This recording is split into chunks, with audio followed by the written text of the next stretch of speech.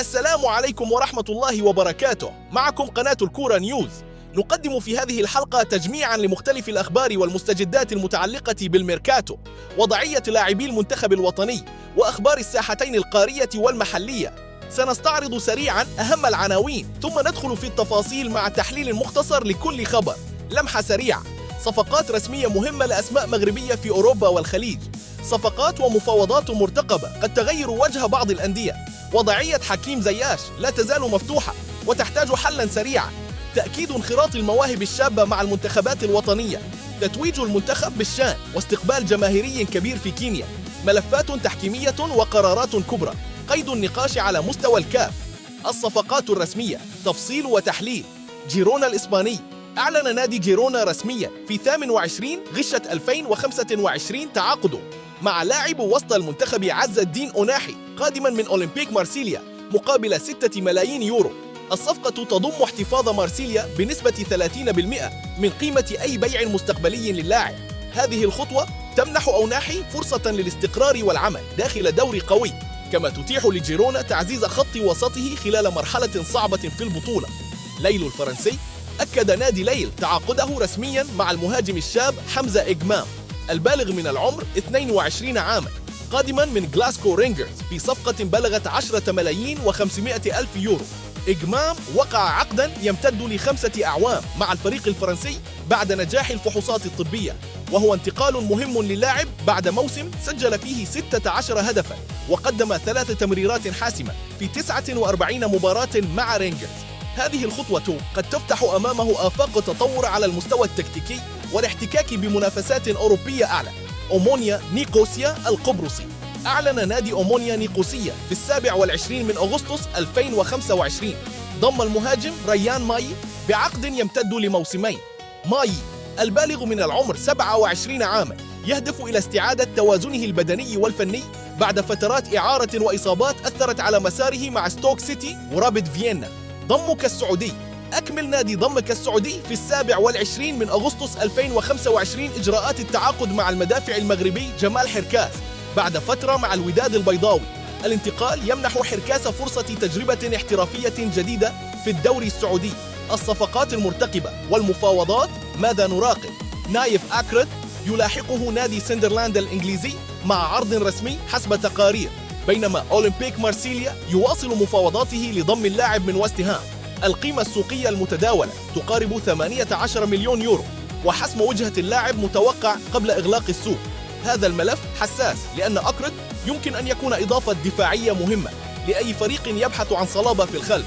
إلياس بن الصغير: باير ليفركوزن يفاوض موناكو لضم المهاجم الدولي الشاب إلياس بن الصغير بعد عرض أولي بقيمة 25 مليون يورو زائد 5 ملايين يورو كمكافآت رفضه موناكو مبدئياً.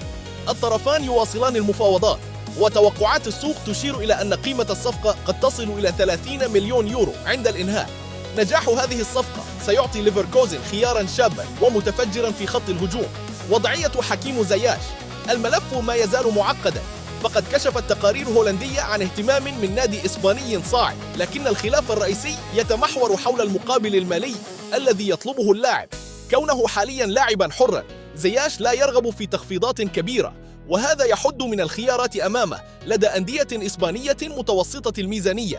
رغم الانتقادات التي طالت زياش بتوصيفات تتعلق بالانضباط، ثمة من يؤكد أن الصورة أعقد من ذلك، وأن قدراته لا تزال مفيدة لأي مشروع رياضي مناسب.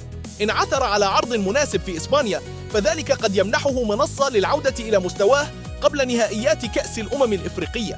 أخبار المنتخب الوطني والشباب: يوسف الحمداوي اللاعب الشاب البالغ من العمر 17 عاماً اختار تمثيل المغرب على حساب دعوات الاتحاد البلجيكي، وهو نجم شباب نادي أنتويرينغ أنتوير. قرار الحمداوي يؤكد جاذبية مشروع المنتخب الوطني للشباب ورغبة بعض العناصر في الانخراط في المسار الوطني. قد يكون له دور في كأس العالم للشباب في تشيلي إذا تأهل المنتخب. تتويج المنتخب بالشان: توج المنتخب المغربي بلقب الشان للمرة الثالثة في تاريخه بعد انتصارات سابقة في الدار البيضاء والكاميرون.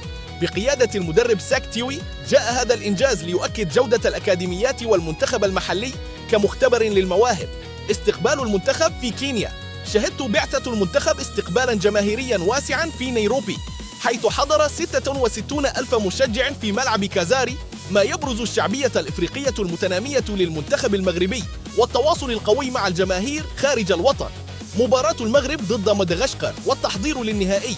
المباراة المرتقبة ضد مدغشقر تستدعي الاحترام، إذ يمتلك الخصم حارس مرمى مميزاً هو ميشيل أرماندي موبيسوادي، الذي يبلغ نحو 39 عاماً ويتمتع بطول قامة وخبرة كبيرة.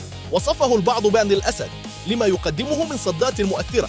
تم تشبيه أداء منتخب مدغشقر ببعض المفاجآت الأوروبية التاريخية، ما يعني وجوب التعامل معه بجدية تكتيكية. قضايا التحكيم ومستقبل كأس الأمم الإفريقية. على مستوى الكاف، ثمة توترات داخل لجنة التحكيم ومحاولات لتعيين رؤساء لجان بعينهم، مما حفز رئيس الكاف باتريس موتسيبي على التأكيد على عدم التدخل المباشر في شؤون التحكيم خلال المسابقات.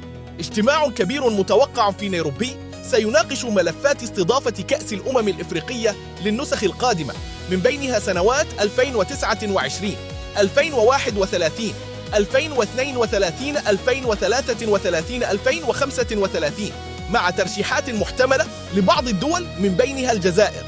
كما سيناقش الاجتماع قضايا مثل مكان إقامة السوبر الإفريقي بين نهضة بركان وبيراميدز، بين الرباط، أو مقترحات خارجية كالسعودية.